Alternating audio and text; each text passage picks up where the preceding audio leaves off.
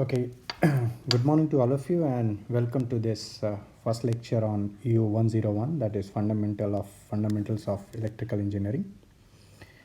In this, we'll try to see the following things. One is the first thing is what is this course all about? That is why all the branches go through this course. Okay, so that is about the course. That means why all the branches should go through this course and what is in store for them. The second one is overview and the objectives of this course. Objectives of the course. And then we'll just give overview of the syllabus, not the full syllabus, because full syllabus you can always get from the website, or we will send you on the Google Class or on the appropriate thing. Then we'll also see up to some extent the evaluation method or evaluation breakup.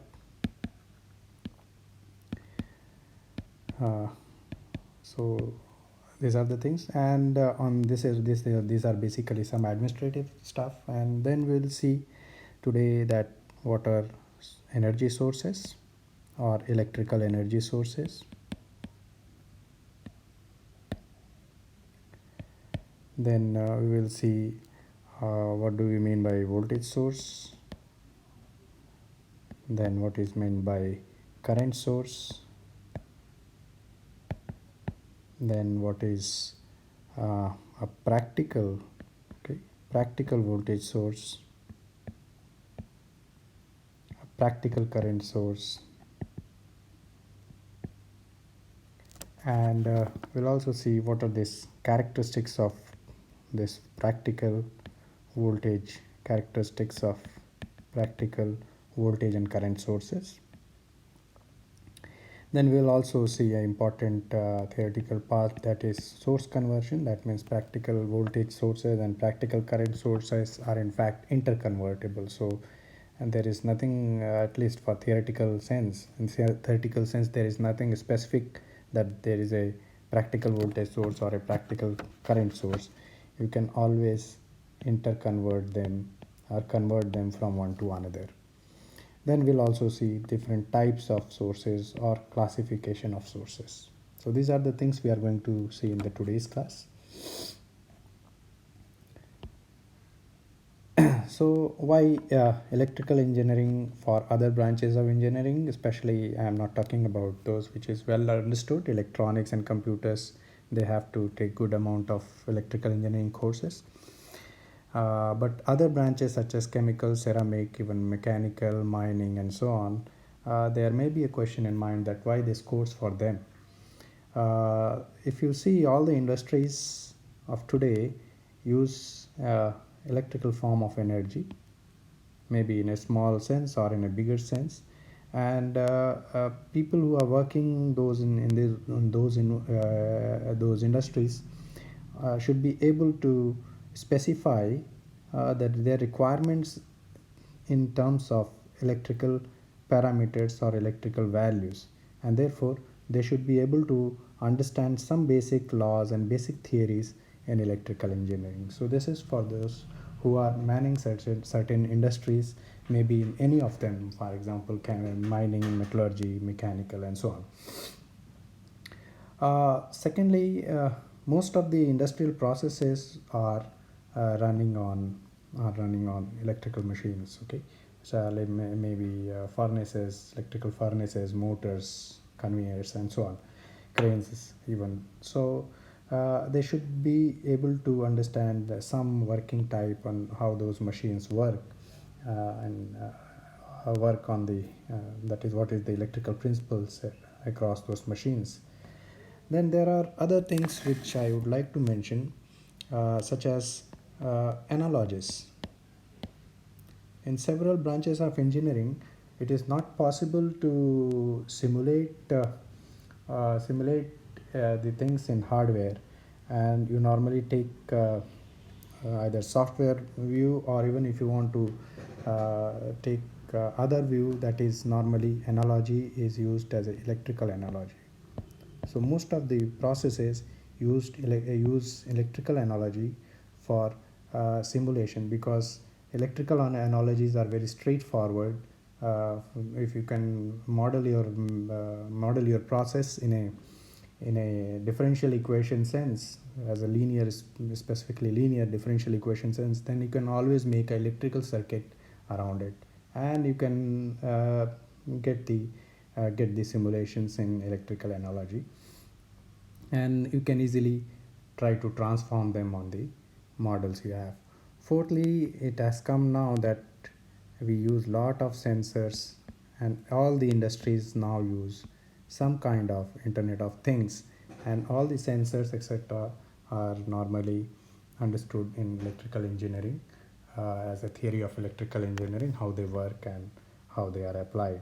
So if you are interested in any of this, then this course is must, at least electrical basic electrical course is must. So now we'll move to the next topic, that is what is the objective of the course, and we'll see what is the overview of the syllabus here. So the basic objective of the course, as we have seen in the earlier slide, that to understand the basic laws of electrical engineering, solve certain circuit problems. So some very basic circuit DC and AC problems can be solved, so that you can specify your requirements in that sense.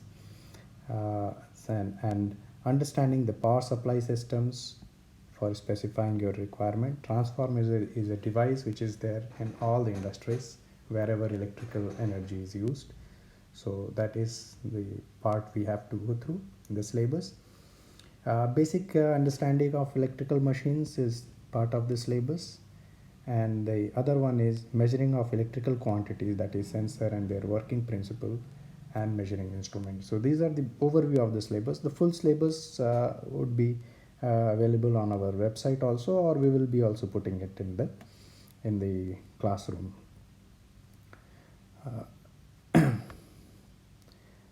This time the course is possibly divided into two parts, the lab part and the theory part. The lab part will have 20 marks, or 20% rather, weightage of 20%, and the other part is 80%. Don't go by these distributions, because these are older distributions. We'll give you the full distribution according to the new new way of online teaching and all those things. So the distribution has changed, but there are two parts to it. One is lab part, and other one is the theory part, and we will giving you the complete details and breakup of that in a written form in a document. So don't go by this what is written over here. Then let's come to the subject part of it. We'll start with this voltage and current sources.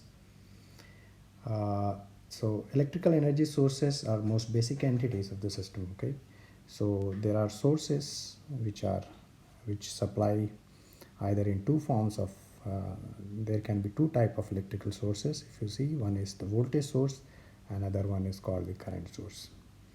So basically sources are electrical devices which can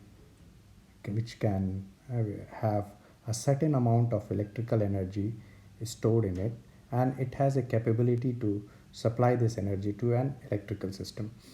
This is very similar to any other places wherever you have sources. Okay, you can have heat sources, or sources can be in form of heat or in form of a potential energy stored somewhere behind a dam or so. So those are basically mechanical or whatever you call chemical sources. But here we are talking about electrical energy sources, and they are no different. They store certain amount of energy, and they have ability to give that energy whenever required by an electrical system. The Though the energy is common, but the sources differ in the way they supply their energy. For example, if you take a voltage source, we assume it to store the energy in potential difference form, and if you talk about current source, that put the energy in form of flow of current. So you can give an analogy that one is storing a potential energy and other one is storing a kind of kinetic energy, and this can be supplied depending on the requirement. So there will be two type of sources. One is voltage source and one is the current source. We'll talk about here what do we mean by a voltage source, and if you see, this is most important, it is an ideal. In fact, you don't get any ideal source. These are all concepts, and for our mathematical understanding of the things, we develop these sources, these ideal sources, which can model. Okay, this sources, voltage sources, ideal voltage sources and ideal current sources can model practical sources. So they have a importance of concept. Okay, so these are conceptual sources which can actually model the practical sources. So a voltage source, ideal voltage source, is represented by this diagram. You have a circle along with the positive side shown, negative side shown, and this, since it stores a energy in potential form, so we say that one side of the potential is at higher potential, other side is on a lower potential, and a certain amount of potential is always maintained regardless of whatever you pull out from it. So that is the idea of ideal. Okay, so whatever energy you pull out from this, the amount of potential along this plus and minus is retained. Okay, so that is ideal about it. In a practical sense, you never get a source from which you we evacuate energy and still the potential is maintained. Okay, so that is about ideal concept of idealism in a voltage source.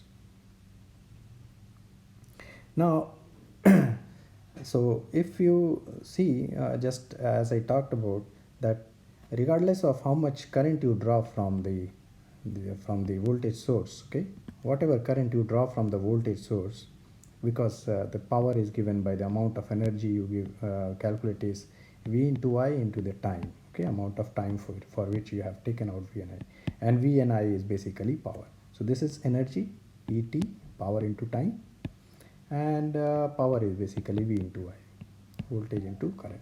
So what it says is, regardless of whatever power or whatever energy you draw from it, the voltage across the terminal would remain same. So independent of time as well as independent of current it draws, the voltage remains constant. So if you see, it is in fact an infinite power source. You can draw infinite I and the voltage is still maintained. Okay.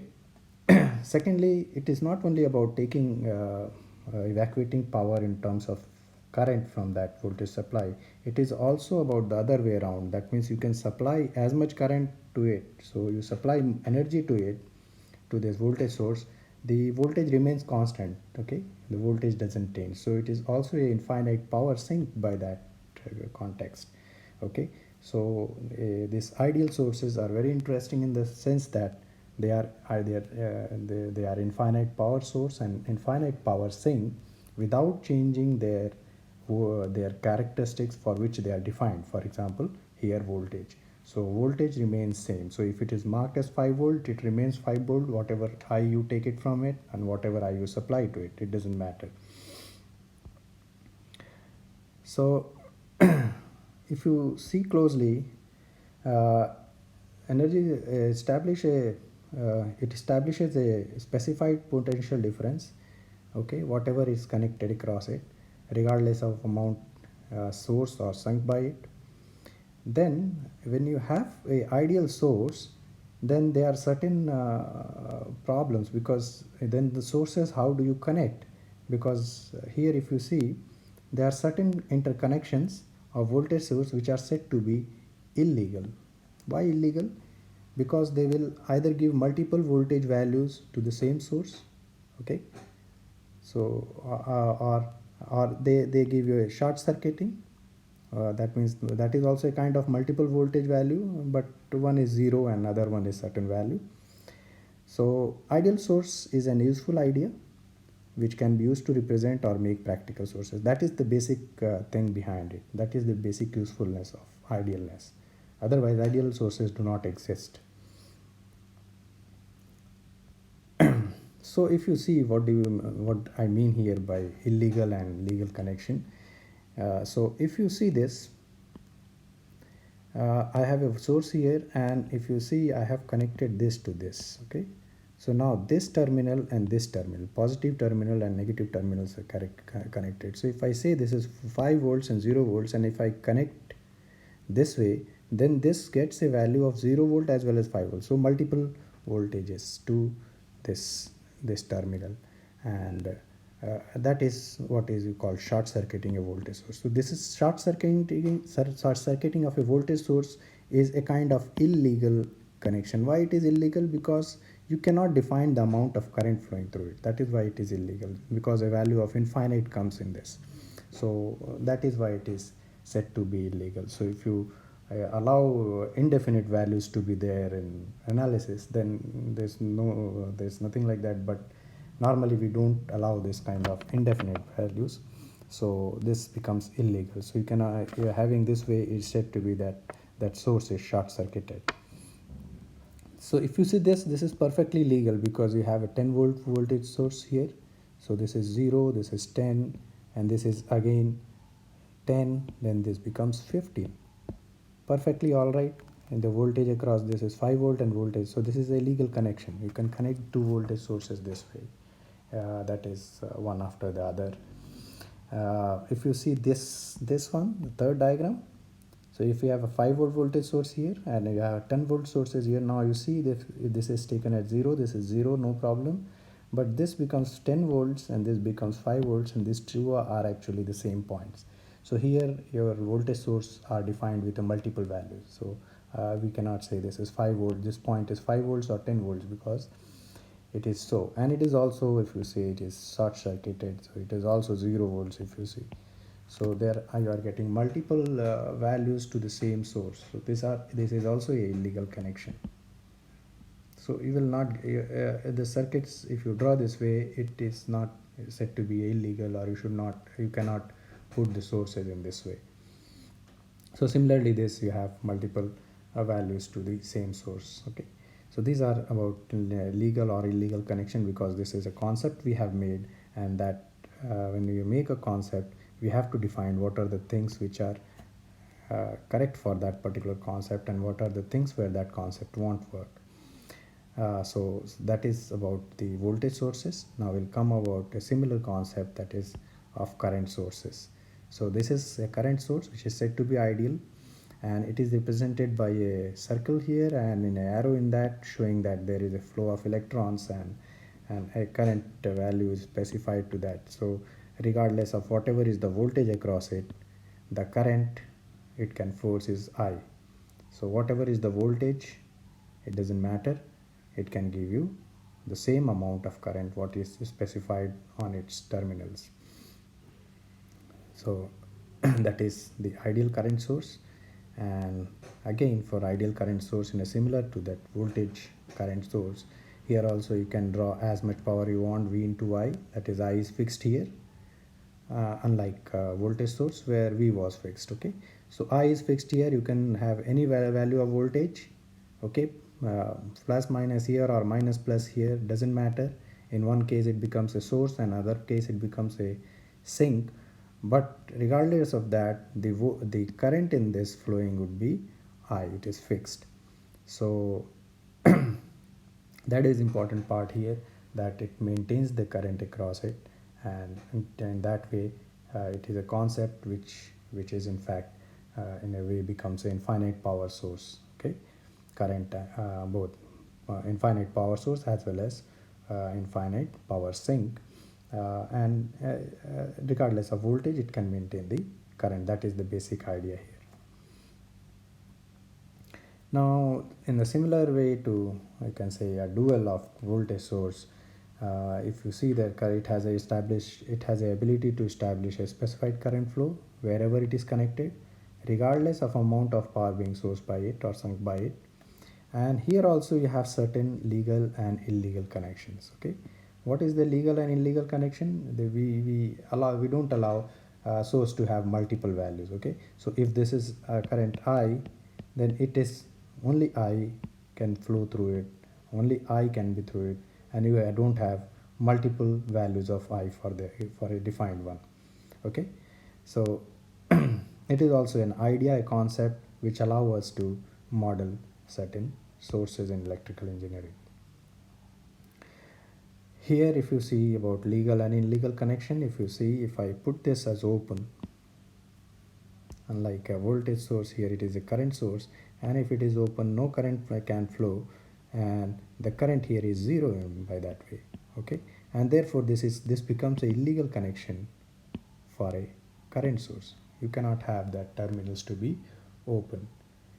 Let's see this one. If you see, this is pushing 15 amperes and this is pushing 10 amperes. We don't know which one is pushing, because you get multiple values for I1 and I2 for both of these current sources, more than one value. So this is also illegal connection.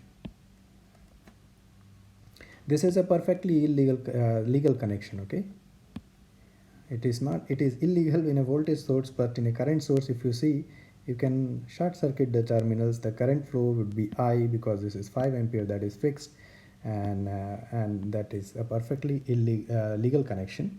Okay, it is 5 ampere legal connection for this circuit for a current source. Here also, if you see, it is a legal connection because 5 ampere can flow through it, 10 ampere can flow through it, and 15 amperes would flow through this, and this is perfectly all right, and this is also a legal connection for a current source. So this is how you define how the sources would be connected and what actually an ideal source means.